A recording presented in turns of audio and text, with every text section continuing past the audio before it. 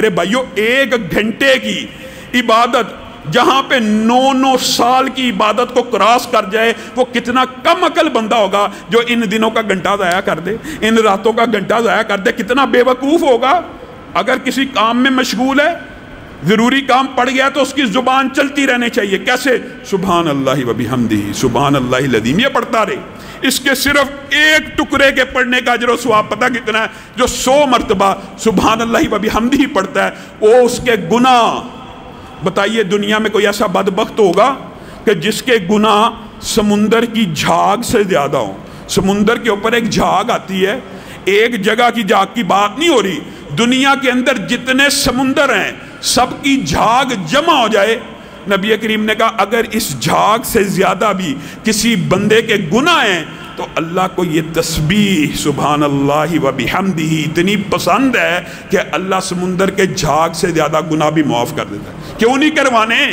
یہی تو موسم ہے، یہی تو سیزن ہے۔ اور ساتھ ساتھ یہ بات ذہن میں آپ نے رکھنی ہے کہ 81 برس تک ہر عمل بھی لکھا جا رہا ہے۔ پھر 5 نمازوں کے بعد اپنی زندگی میں عادت بنائیے، عادت بنا لیجئے، چاہے ایام رمضان ہوں یا نہ ہوں، ہر نماز کے بعد آپ کو پتہ تسبیح فاطمہ کا 33 مرتبہ سبحان اللہ الحمدللہ اللہ اکبر پڑھنے کے بعد کون سی 7 تسبیح ملانی ہے؟ لا الہ الا اللہ وحدہ لا شریک لہ لہ الملک ولہ الحمد وہو علی کل شیء قدیر۔ کسی کو نہیں یاد، آج ہی یاد کرے۔ قرآن موجود ہیں انشاءاللہ ان 10 دنوں میں، یہاں پہ تجوید کا کورس بھی ہوگا، فہم قرآن کا کورس بھی ہوگا، سوال و جواب کی نشست بھی ہوگی، علماء آپ کو دروس بھی دیں گے، آپ مستفید ہوں۔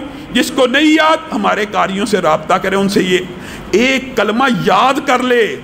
صحیح حدیث کے الفاظ ہیں، جو نماز کے بعد صرف 33 مرتبہ یہ اور 1 مرتبہ یہ 7 ملا کے گنتی 100 پوری کرتا ہے، اس کے بھی گناہ سمندر کی جھاگ کے برابر ہوں، معاف ہو جاتے ہیں۔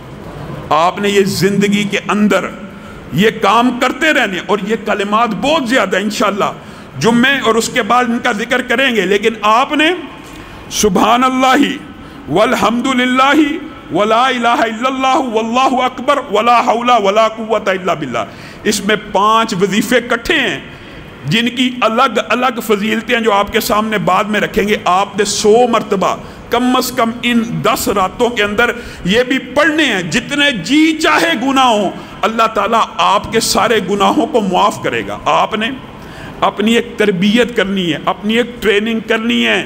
ان ایام کے اندر آپ نے 1 منٹ بھی ضائع نہیں کرنا، 1 لمحہ بھی ضائع نہیں کرنا، اور ایک کام اور کرنا، ہر نماز کے بعد آپ کی یہ عادت ہونی چاہیے۔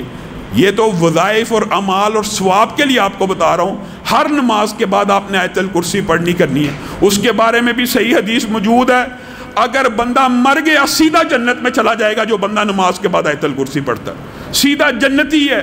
صرف جنت کے اور اس کے مابین اگر کوئی فاصلہ ہے تو موت کا فاصلہ ہے۔ کتنا آسان کلیہ ہے، آیت الکرسی پڑھے۔